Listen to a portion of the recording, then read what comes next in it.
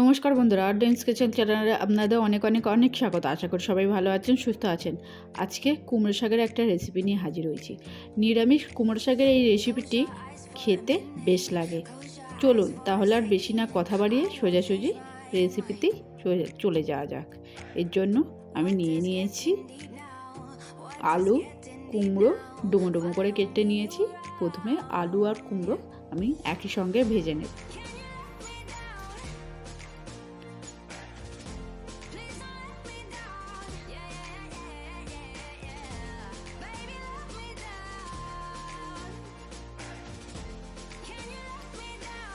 দিয়ে দিলাম অল্প একটু হলুদ গুঁড়ো।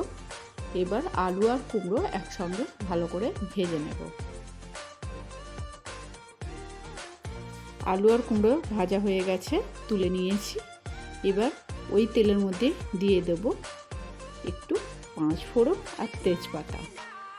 অল্প একটু ফ্রাই করে নেব।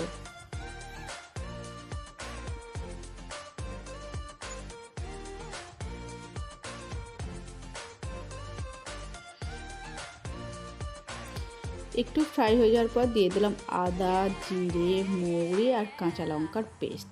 আমি 2 চামচের মতন এখানে ইউজ করেছি।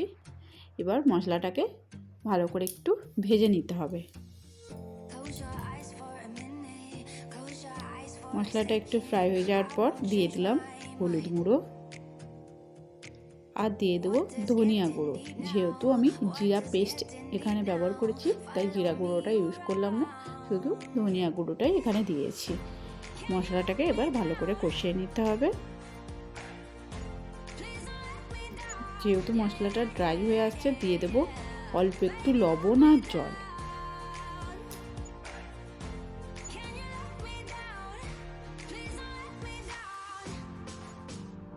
আমি লবণটা স্বাদ মতনই ব্যবহার করেছি, আপনারা আপনাদের স্বাদ অনুসারে লবণটা দিয়ে দেবেন।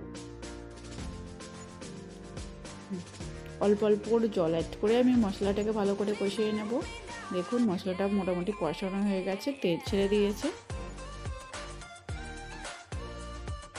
এই পর্যায়ে আমি প্রায় ওভারনাইট ছোলা ভিজিয়ে রেখেছিলাম। আপনারা চাইলে 4 ঘন্টার মতো ভিজিয়ে রাখবেন, তাহলে ছোলা ভালোভাবে ভিজে যাবে।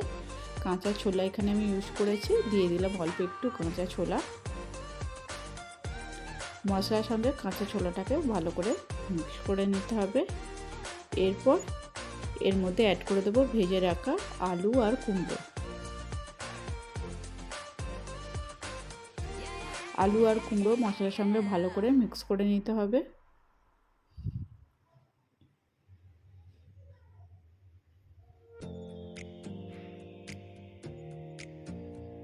আমি আগে থেকে কুমড়ো শাকটাকে ভালো করে কেটে ধুয়ে পরিষ্কার করে রেখেছিলাম। দেখুন কতটা ফ্রেশ কুমড়ো শাকটা।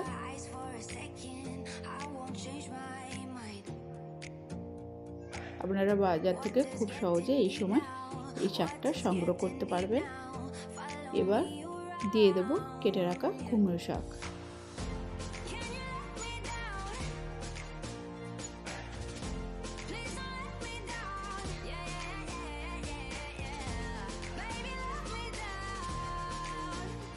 মশলার সঙ্গে কুমড়ো শাকটা ভালো করে মিশিয়ে আমি প্রায় লো ফ্লেমে 5 মিনিটের জন্য ঢেকে দেব। এর ফলে কুমড়ো শাকটা খুব সহজে নরম হয়ে যাবে।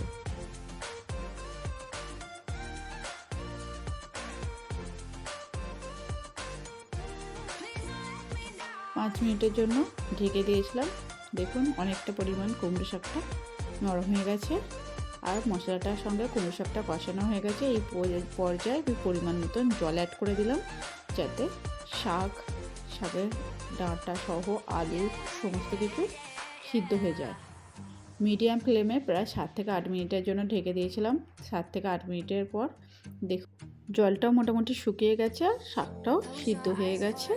আমাদের রেসিপিটি রেডি হয়ে গেছে। আর দিয়ে দিয়েছিলাম হাফ চামচের মতো চিনি দিলে রান্নার স্বাদটা খুবই ভালো আসে। নিরামিষ দিনে অবশ্যই এই রেসিপিটি বানিয়ে দেখুন, আর কেমন হয়েছে অবশ্যই কমেন্ট করে জানাতে ভুলবেন না। আর ভিডিওটি ভালো লেগে থাকলে তাহলে একটি লাইক করে চ্যানেলটিকে সাবস্ক্রাইব করে নেবেন। আর বন্ধুদের সঙ্গে অনেক অনেক অনেক বেশি শেয়ার করবেন। আজকের মতন এই পর্যন্ত, আবারও দেখা হচ্ছে নতুন একটা রেসিপি নিয়ে।